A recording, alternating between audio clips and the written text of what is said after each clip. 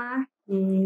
Ketika kita membahas isu tentang perempuan atau wanita di dalam Al-Quran, kebanyakan dari kita berfokus di ayat-ayat yang secara eksplisit mengatur perempuan, ya. Seperti misalnya tentang hijab, tentang kepemimpinan dalam rumah tangga, tentang hak waris, hak kesaksian, dan banyak sekali ayat-ayat yang secara eksplisit mengatur hubungan antara laki-laki dan perempuan. Ayat-ayat ini memang penting untuk kita tafsirkan kembali ke dalam konteks kita saat ini, ke dalam kondisi perempuan di zaman ini.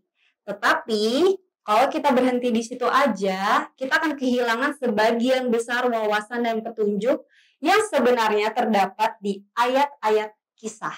Jadi, selain ayat-ayat hukum yang secara eksplisit tadi membahas tentang perempuan, tentang aturan-aturan perempuan, kita juga perlu banget untuk memperhatikan ayat kisah.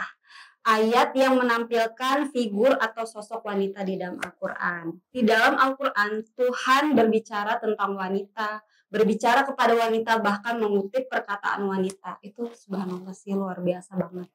Luar biasa banget. Ketika kita membaca kisah-kisah itu ya, kita akan tersentuh. Karena betapa Tuhan itu sangat memperhatikan wanita, bahkan memuat wanita di dalam porsi yang cukup banyak juga di dalam Al-Quran gitu, melalui kisah-kisahnya tentang perempuan. Jadi, salah satu cara untuk menciptakan interaksi yang lebih dalam dengan tema wanita di dalam Al-Quran adalah dengan merenungkan kepribadian dari figur-figur wanita di dalam Al-Quran. Kenapa sih penting kisah di dalam Al-Quran? Karena selama ini kita mungkin sudah hafal ya kisah wanita di dalam Al-Quran itu, oh Maryam, oh Siti Asiyah, Ibu Nabi Musa. Tapi sebenarnya kisah di dalam Al-Quran itu berfungsi lebih dari sekedar cerita atau kisah masa lampau ya. Karena kisah di dalam Al-Quran itu mengandung kebenaran. Inna hadza lahuwal qasasul haq. Jadi kebenaran dalam porsi relevan ya, relevan bagi kita sebagai pembaca. Jadi kita membaca perjuangan Asiyah, derita Maryam, atau dilemanya Ratu Saba, itu sebenarnya adalah tantangan psikologis kita sendiri gitu di masa kini. Sehingga tekad, keberanian, kekuatan mental, dan keimanan tokoh-tokoh dalam Al-Quran ini dalam menghadapi kondisinya atau tantangan hidupnya itu sangat bermanfaat bagi spirit jiwa kita. Apalagi sebagian besar tokoh-tokoh wanita tampil dengan tekad dan karakter yang kuat. Mereka berbicara dengan otoritas, dengan pengetahuan, dengan spiritual yang sangat tinggi. Seperti misalnya Ratu Saba dan kakaknya Nabi Musa yang mengartikulasikan pikirannya secara jelas bahkan dalam kondisi yang sangat sulit. Nah, meskipun nggak ada nih di dalam Al-Quran wanita yang disebutkan sebagai nabi atau rasul, tetapi Al-Quran menggambarkan karakter, kecerdasan, bahkan potensi spiritual wanita yang bisa dibilang setara dengan laki-laki, bahkan nabi. Banyak sekali tokoh perempuan mulia di dalam Al-Quran yang kata-katanya tuh dikutip dan berbunyi persis seperti kata-kata para nabi. Contohnya misalnya doa istri Fir'aun di dalam surat At-Tahrim ayat 11. Itu sama persis dengan kata-katanya Nabi Musa di dalam surah Al-Qasas ayat 21.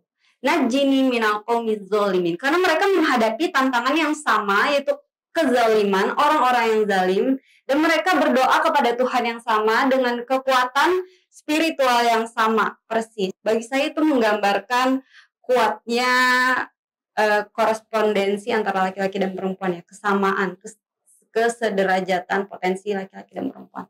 Misalnya lagi nih, kata-kata Ratu Saba di dalam An-Naml ayat 44 itu sama persis juga dengan kata-kata Nabi Musa di surah Al-Qasas ayat 16.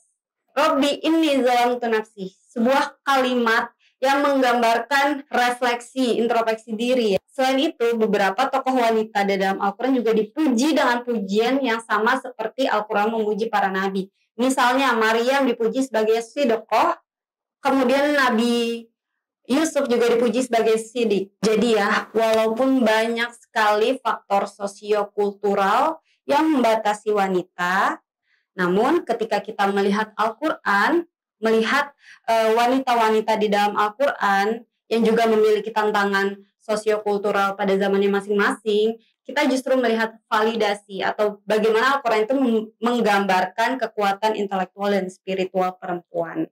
Uniknya lagi nih, figur perempuan di dalam Al-Quran itu mewakili hampir seluruh segmen perempuan.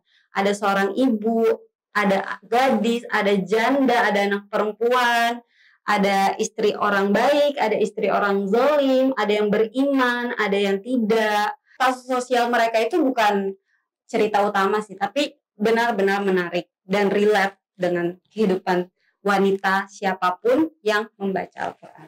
Jadi sebenarnya kisah wanita di dalam Al-Quran ini dapat mempengaruhi cara pandang kita untuk melihat potensi intelektual dan spiritual diri kita. Karena bagaimanapun kisah di dalam Al-Quran menawarkan momen untuk introspeksi bagi siapapun yang membacanya.